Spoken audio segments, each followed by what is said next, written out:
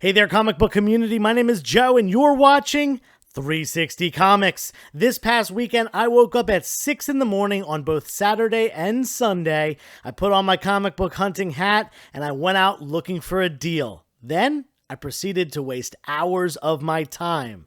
Stay tuned to hear what happened. Earlier this week, we gave away Secret Wars #1 as part of our 2,000 subscriber giveaway. And starting next week, we're going to be doing weekly giveaways, so make sure you subscribe to the channel and click that bell button for notifications to be turned on. Also, head on over to Instagram, follow us there, because we're going to be announcing an 8,000 follower giveaway soon.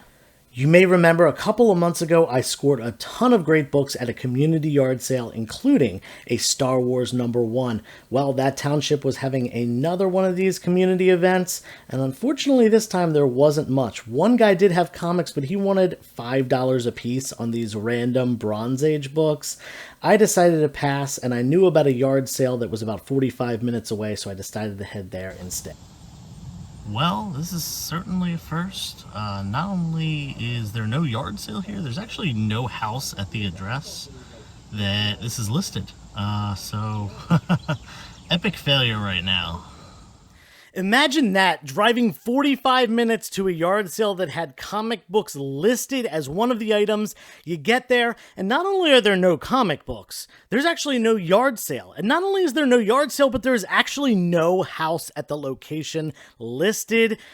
I'm going to need my tinfoil hat for this one, because I actually have a little bit of a theory, a bit of a conspiracy theory. What if someone decided to make that posting online to throw other people off and have other people go to this nonsense nowhere location so that they could go around to all the other yard sales and scoop things up?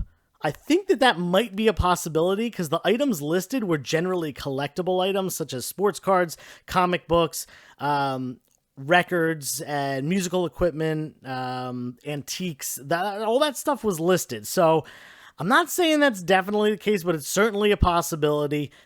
Don't do that. I shouldn't have to say it. That's a crappy way to be. Anyway, we're gonna end conspiracy theory time and get back to my hunt. Unfortunately, due to that experience, I was pretty bummed out, so I decided to hit up a couple more yard sales on the way home and really didn't find anything special, so I called it a day and decided to get up early on Sunday and try again.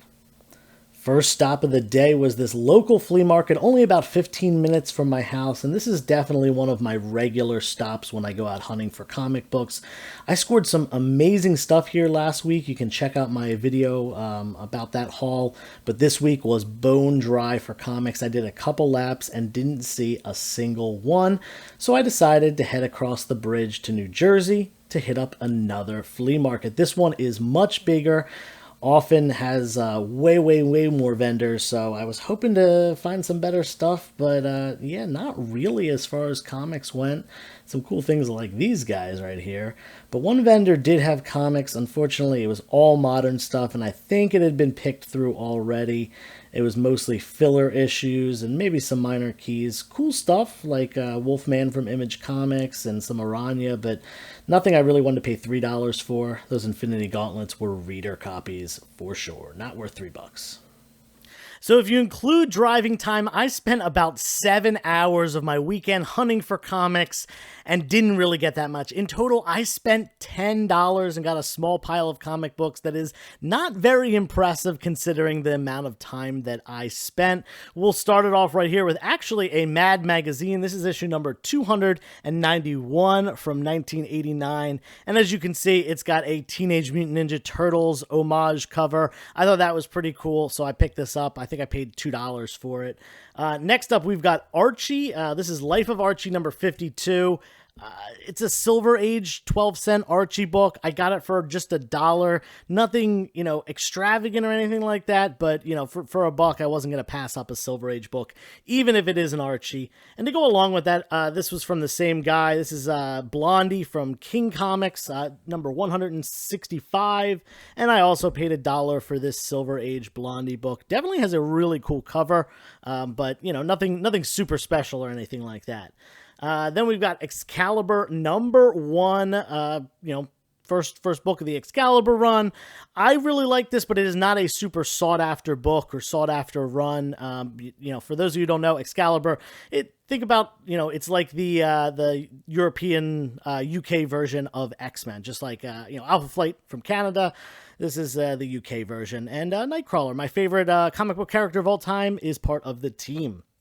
Next up, we've got 2 books from the Hush run. These are just staying in the personal collection because I sold my Hush books off years ago, and I've been trying to complete the run just off of dollar bin stuff and buying collections. And I have most of them, and these were actually 2 that I didn't have. I think I need 1 or 2 more books from that run. But this is issue 610 and issue 611, and I absolutely love the cover of this one. Definitely one of the best covers. Jim Lee did this whole run. A+ work. Then we've got Spawn number 7. This is the issue that Todd McFarlane did not sign the cover. Typically his signature or his scroll is on the cover of every book. This is, I believe it was like the first time, either the first time in his career that he didn't sign the cover, or the first time since he had started, becoming a more prominent artist that he didn't. So a lot of people actually get this book signed by Todd McFarlane for that reason. And last but not least, this is probably the best book of the day. I think I paid $2 for it. Green Lantern number 43, and this is part of the Blackest Night run, and it's the first appearance of Black Hand as Black Lantern. It's got a super great cover, but it's really only like a $10 or $12 book, maybe 15 in a high grade, but it's nothing super special. I spent $10 on all this stuff in general, which was a great buy, don't get me wrong, but I spent 7 hours doing it, and for that reason, it was really, really not worth it. If all this stuff had been at one location and I went there and spent $10, this would have been a great pickup, but I spent a lot of time. But you know what? I had fun, kind of. For some parts of it, I had fun. I got some fresh air, some exercise, and, it happens. You're not always going to hit the home runs, and I've certainly had tons of home runs recently, so I don't want you to think that I'm, complaining about one poor weekend. I just want to share with you that not every single comic book hunting experience is, quite what you want it to be. This one certainly was not as fulfilling as some previous ones have been. But that goes along with the territory. So hopefully I can pick up the pace this coming weekend and find some cooler stuff than this, and hopefully not waste as much time driving around for no reason.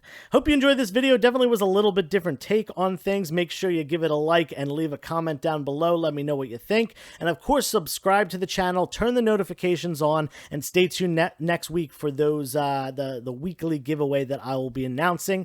And until next time, turn the page, wash your hands.